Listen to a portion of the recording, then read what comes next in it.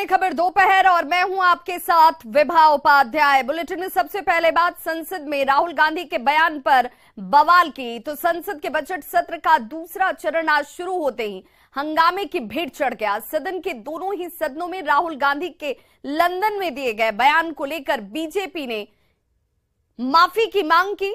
इस पर कांग्रेस अध्यक्ष मल्लिकार्जुन खड़गे ने कहा कि देश संविधान के मुताबिक नहीं चल रहा। हंगामे को देखते हुए दोनों सदनों को दोपहर 2 बजे तक के लिए स्थगित कर दिया गया।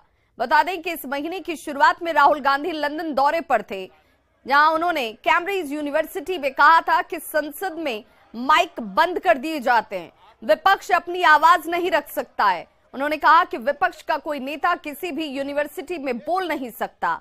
भारत में लोकतंत्र पर सीधा प्रहार हो रहा है।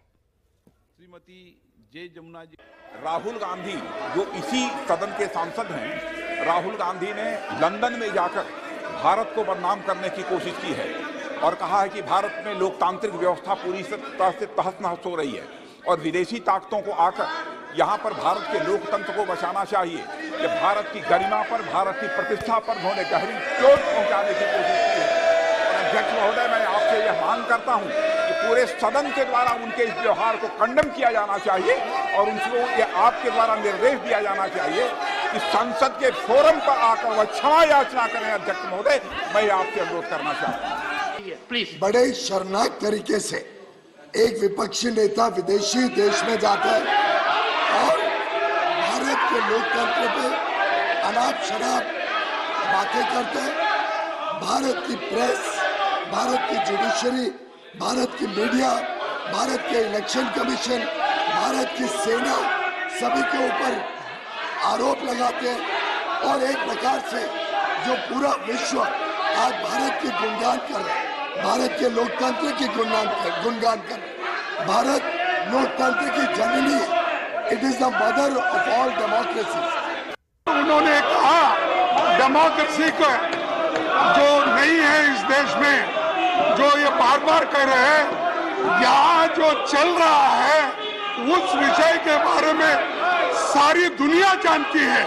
अगर हमने कुछ कहा कि डेमोक्रेसी यहाँ पर नहीं चल रही ठीक ढंग से, संविधान के अनुसार नहीं चल रही है, डेमोक्रेसी के उसूलों के तहत नहीं चल रही है।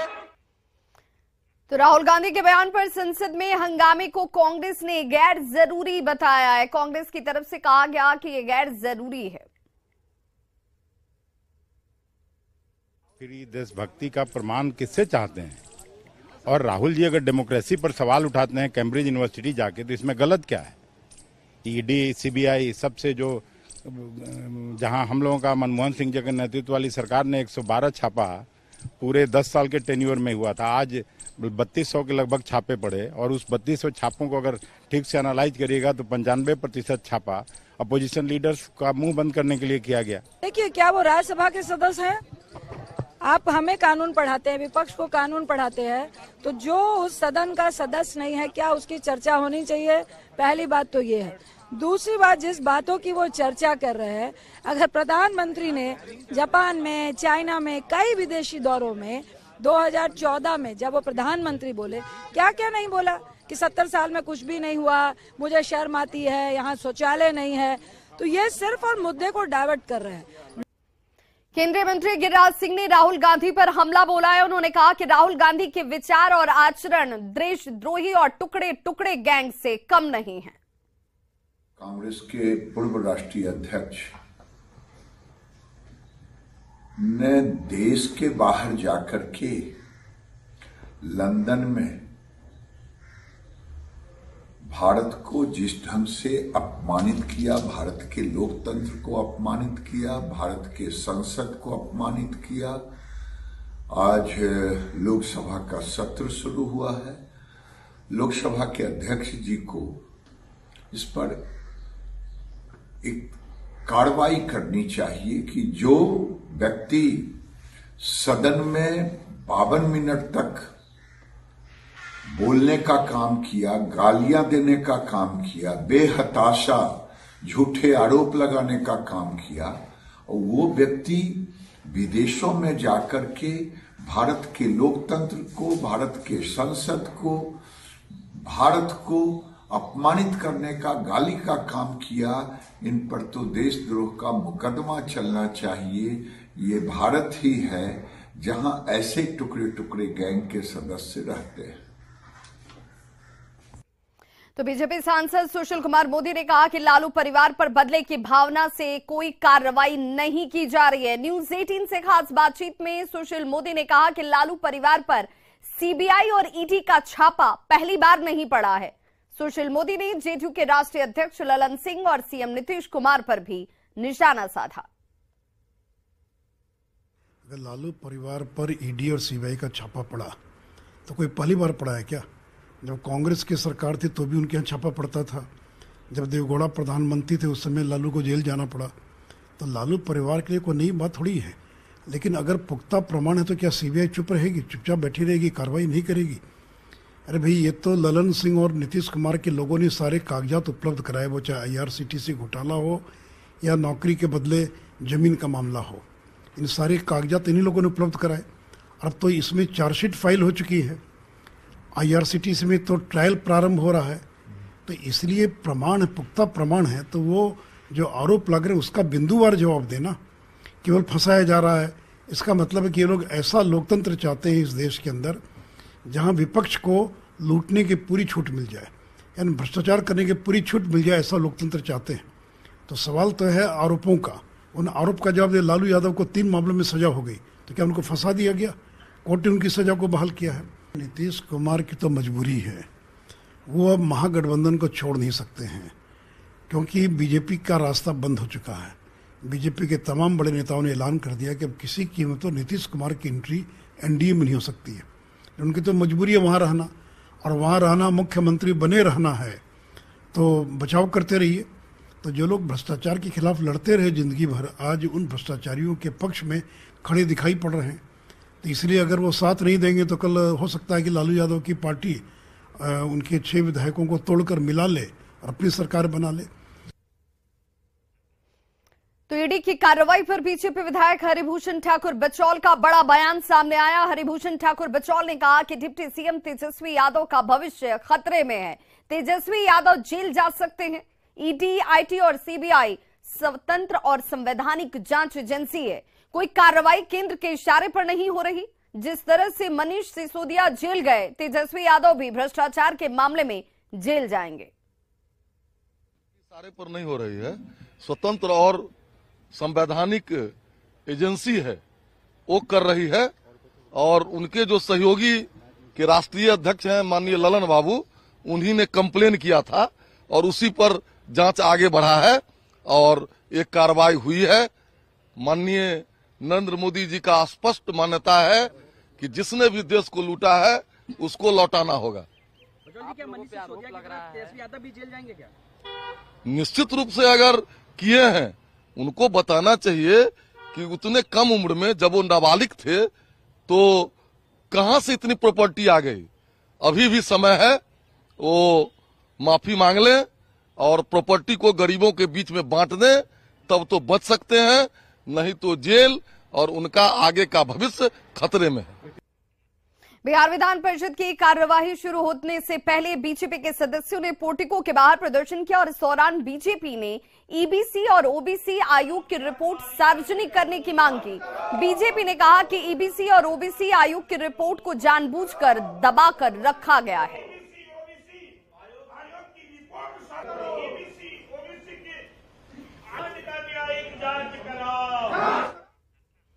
और बड़ी खबर इस वक्त पटना से आ रही है। आज बीजेपी विधानमंडल दल की बैठक होगी। ये बड़ी खबर इस वक्त सामने आ रही है। शाम 5 बजे का वक्त बताया जा रहा है जब बीजेपी कार्यालय में बीजेपी विधानमंडल की बैठक शुरू होगी और सत्र के दूसरे चरण को लेकर रणनीति इस बैठक में बनाई जाएगी। बीजेपी की बैठक में रणनीति पर चर्चा होगी और बैठक में एमएलए और एमएलसी मौजूद होंगे, शामिल होंगे। बीजेपी के कई बड़े नेताओं की मौजूदगी आपको इस बैठक में नजर आएगी।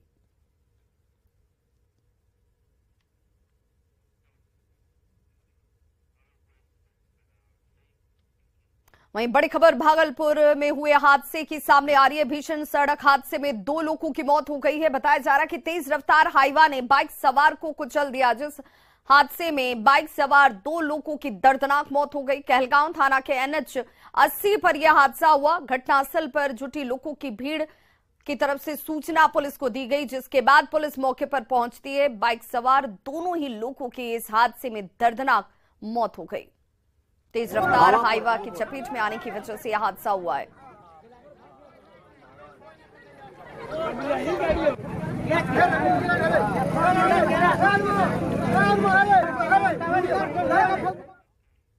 और इस वक्त की बड़ी खबर बेतिया से सामने आ रही है, जहां बीजेपी नेता की हत्या कर दी गई है। बीजेपी नेता की हत्या के बाद इलाके में सनसनी फैल गई।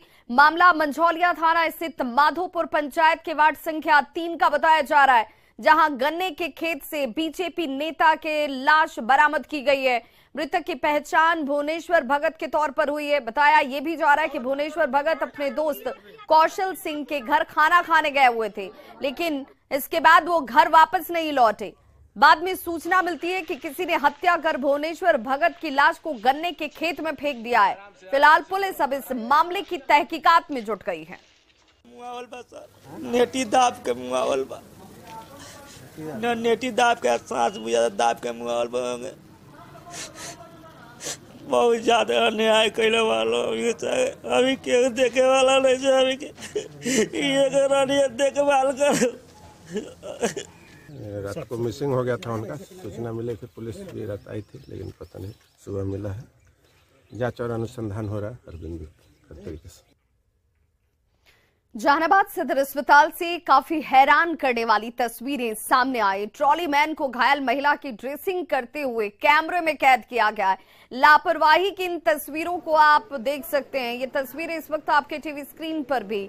ट्रॉली मैन जख्मी महिला की ड्रेसिंग करते हुए नजर आ रहा है, जबकि टोपी में दिख रहा ड्रेसर अस्पताल में मौजूद होने के बावजूद भी हाथ बांध कर देखिए, घूमता देखेगा आपको। जब इस घटना को लेकर ड्यूटी पर तैनात डॉक्टर से बात की गई तो उसने गोल मटोल जवाब देकर इस मामले को टाल दिया। मेरी पत्नी एक्सीडेंट करके आया तो बिना जानवर की तरह बेहद होने लगा। यहाँ जैलो के बिना ही टाका दे रहे थे, हम बोले तभी जैलो का इस्तेमाल किए। यही यहाँ मिसबिहेव है जानवर की तरह। ड्रेसर आपको ड्रेसिंग कर रहे थे? ड्रेसिंग कर रहे थे। मेरी पत्नी कह रहा है कि हमको बेहोश करके कीजिए, तो भी अपना हाथ लगाए थे। हाथ लगाए थे? हाथ नहीं लगाए थे। क्या नाम है आपका? मेरा वेंकटेश प्रसाद शर्मा नाम हुआ। तो ड्रेसिंग नहीं करते हैं? नहीं, ड्रेसिंग उसके ऑब्जर्वेशन में जूनियर रहता है तो ऑब्जर्वेशन में किया जाता है। सर मेरे पास वीडियो है, ट्रॉली मैन कर रहा था, वो खड़े थे। ऑब्जर्व सीनियर अगर है तो जो है उसके साथ जूनियर जो रहेगा, तो यहाँ पे एक कॉलेज है, हॉस्पिटल भी है। यहाँ सीखने वाला भी करे, सीखना है तो ही सीखना है। सीनियर सामने रहता है तो जूनियर करता है। तो लेकिन ट्रॉली मैन नहीं करेगा? ट्रॉली मैन नहीं, उसमें तो 3 हुआ है और सब जूनियर। आपको हम वीडियो अभी दिखा देते हैं। S3N2 इन्फ्लुएंजा वायरस को लेकर नीति आयोग की ओर से जारी गाइडलाइन का पटना में असर अब दिखने लगा है। संक्रमण को लेकर लोग अब जागरूक हो रहे हैं। जानकारी दे रहे हैं न्यूज 18 संवाददाता अमित कुमार। इन्फ्लुएंजा वायरस का प्रकोप जो है धीरे धीरे देश में बढ़ता जा रहा है। बिहार में भी इसके चपेट में आता नजर आ रहा है। हालांकि लोग जो है वो स्वस्थ रहने के लिए लगातार व्यायाम से लेकर के दूसरे जो विकल्प हैं उसका इस्तेमाल कर रहे हैं। हमारे साथ कुछ पटनावासी बुद्धिजीवी हैं, उनसे बात करते हैं, जानते हैं। सर, इन्फ्लुएंजा वायरस जो आया है उससे किस तरह से बचाव आप लोग कर रहे हैं, क्या आपको जानकारी मिली है? हम लोग डेली टहल रहे हैं, कसरत कर रहे हैं, घर में गर्म पानी पी रहे हैं। अपने सेफ्टी के लिए जितना हो सकता है हम लोग कर रहे हैं। साफ सफाई पर भी ध्यान दे रहे हैं। सब सरकार के भरोसे तो नहीं डिपेंड आदमी को रहना चाहिए, अपने भी कुछ करना चाहिए। हम लोग मुरलीधर पांडे मेरा नाम। तो जागरूक व्यक्ति हैं आप, क्या मानते हैं कैसे आप बचाव कर सकते हैं जो भी इन्फ्लुएंजा वायरस आया? जैसे हम लोग सवेर में योग करते हैं, योग से बचाव किया जाता है इन्फ्लुएंजा को। अपने साफ सफाई पर ध्यान देना पड़ेगा और हेल्थ के प्रति सचेत रहना होगा। जैसे हम लोग सवेर 2 घंटा योगा करते हैं, योगा करने के बाद घर जाके साफ सफाई इस सब पर ध्यान देने से इन्फ्लुएंजा कम हो सकता है। अगर लगेगा कि खांसी है तो आदमी को अस्पताल जाना चाहिए, नजदीक जाना चाहिए। क्या नाम है सर? डॉक्टर सुप्रभात कुमार। डॉक्टर सुप्रभात कुमार जी हैं। आप बताइए सर, क्या मानते हैं जिस तरह से वायरस एक बार फिर से आ रहा है, इन्फ्लुएंजा वायरस का प्रकोप बढ़ता जा रहा है, आने से बचाव? तो आने की बात तो सुनने में आ रहा है, लोग उससे परेशान भी हैं, लेकिन उसमें कोई परेशान होने की कोई ऐसी बात नहीं है। वायरस आते हैं और जाते हैं। हम लोग को जो इन्होंने कहा ना कि सफाई जो है ना वो सबसे बड़ी बात है कि आप अपने आप को साफ स्वच्छ रखिए, गंदे से बचिए, घर की सफाई रखिए, नाले की सफाई रखिए, आंगन में जो निकलता है उस सब की सफाई रखिए। बस अपने आप को ठीक रखिए। वायरस तो आएंगे जाएंगे, उसमें कोई बहुत बड़ी बात नहीं है। अपनी सेफ्टी के लिए सिर्फ आप जो है जैसे कहीं निकले तो मास्क लगा लीजिए, गाइडलाइन का पालन कर लीजिए। गाइडलाइन का पालन कर लीजिए। This much is more than enough. मेरा नाम मृत्युंजय सिंह है। सीधे तौर पे जागरूक नागरिक हैं ये तमाम लोग, और इनका कहना है इन लोगों का कि वायरस कोई भी हो वो इतना शक्तिशाली नहीं कि वो आपको नुकसान पहुंचा सके। वो तभी जो है शक्तिशाली होगा और आप उसके चपेट में आएंगे जब आप लापरवाह होंगे। जागरूक रहिएगा, जो गाइडलाइन है स्वास्थ्य विभाग का उसका अनुपालन कीजिएगा। तो जाहिर सी बात है कि चाहे वो कोविड का काल रहा जिससे तमाम देशवासी उभरे हैं, और अब इन्फ्लुएंजा वायरस जो आया है उससे भी लोग जो है वो बच सकते हैं। बस आपको सचेत रहने की जरूरत है। कैमरा पर्सन अजय दुबे के साथ अमित कुमार, न्यूज 18 पटना। देश में कोरोना के बाद एक नए वायरस ने दस्तक दे दी है। H3N2 वायरस को लेकर नीति आयोग ने कोरोना गाइडलाइंस के पालन करने के आदेश जारी किए हैं, और ऐसे में आम पब्लिक इस वायरस को लेकर कितनी जागरूक है, क्या सोचती है? मुजफ्फरपुर में लोगों से बात की न्यूज 18 संवाददाता प्रियांक सौरभ ने। देश में एक बार फिर से कोरोना के बाद एक नई वायरस ने दस्तक दे दी है, H3N2 वायरस, जिसको लेकर जो है वो अलर्ट जारी किया गया है। नीति आयोग ने भी यह आदेश दिया है कि अब कोरोना जैसे ही प्रोटोकॉल जो है वह पालन करना होगा। हम इस वक्त कुछ लोगों से बात करेंगे, उनसे जानने की कोशिश करेंगे, मुजफ्फरपुर में हैं, और लोगों से जानने की कोशिश करेंगे कि उनको अब तक इसके बारे में जानकारी है कि नहीं है। लोग देखिए किस तरीके से बैठे हुए हैं, बातचीत कर रहे हैं। क्या नाम हुआ? मेरा अमरनाथ। एक नई बीमारी आई है H3N2 इन्फ्लुएंजा वायरस, इसके बारे में सुने कि नहीं? जी टीवी में सुने हैं, लेकिन ऐसे सरकार के द्वारा कोई सूचना नहीं है, और आदमी में इस चीज़ का जानकारी भी नहीं है अभी, और इसका ज़्यादा कोई असर नहीं है यहाँ पे। जी नहीं, यहाँ पर देखने को नहीं मिल रहा है। के बारे में पता चला है कि नहीं, किस तरीके? नहीं, हम उसी नहीं पर अभी तक यहाँ तक उसका संबंध में कोई जानकारी नहीं है हम लोग के पास, या लेकिन हम सुने हैं कि ये वायरस आ रही है बहुत तेजी से, इसमें भी यही बहुत तरह का दिक्कत। हाँ जी नहीं, इसके बारे में तो अभी कुछ नहीं पता चला है, नहीं चला है। लेकिन जानते हैं कि यह भी जो है कोरोना वायरस की तरह ही है, और यह भी जो है उसी तरीके से बुखार वगैरह और तमाम जो लक्षण हुआ करता था वही लक्षण इसमें भी। जी, इसका तो बहुत बड़ा खतरनाक बीमारी ये भी है उसके प्रकोप में। हाँ सुने, काफ़ी तेज़ी से फैल रहा है। कोरोना जैसे ही है, जैसे खांसी नहीं करना है किसी के सामने, अगर सबके सामने मास्क भी पहन के रहना है, मास्क भी पहनना है, और थूकना भी नहीं, अलग नहीं थूकना। हाँ, ये सब से बच के रहना। वगैरह पता है इसके? हाँ, इसमें बुखार लगता है तेजी से, और काफ़ी तेजी से भी फैलता है। हाँ, नया बीमारी कोरोना जैसा आया है, इसके बारे में जानकारी है? अभी तो नहीं जानकारी चला, नहीं चला, कहीं नहीं देखे हैं न्यूज में? अभी नहीं देखे हैं। लेकिन नई बीमारी आई है, अब हम आपको बता रहे हैं, तो अब क्या कीजिएगा आगे? अब सबके सामने मास्क पहन के रहेंगे। मास्क पहनना पड़ेगा। हाँ, पहले ऐसे कहना कोरोना के था, वैसे मास्क पहन के सब संभाल के रहना पड़ेगा। जो लोग हैं अभी भी इस चीज़ से अनभिज्ञ है, लेकिन जैसे ही वो इसके बारे में सुनते हैं तो वह अब अलर्ट हो जा रहे हैं और सोचते हैं कि जिस तरीके से कोरोना प्रोटोकॉल का पालन किया गया था उसी तरीके से इसका भी पालन करेंगे, इसमें भी मास्क लगाएंगे। अब देखने वाली बात होगी कि जिस तरीके से नीति आयोग ने इसको लेकर कहा है कि कोरोना प्रोटोकॉल का पालन करें, और इसको लेकर केंद्रीय जो स्वास्थ्य सचिव है उन्होंने तमाम राज्य सरकारों को चिट्ठी लिखी है, तो अब इसको लेकर राज्य सरकार क्या कुछ आदेश पालन करती है, आदेश जारी करती है, और इसको लेकर क्या कुछ जो है आम पब्लिक किस तरीके से सतर्कता बरतती है। मुजफ्फरपुर से न्यूज 18 के लिए प्रियांक सौरभ। तो इस बुलेटिन में बस इतना ही, लेकिन न्यूज 18 बिहार झारखंड पर खबरों का सिलसिला लगातार जारी है।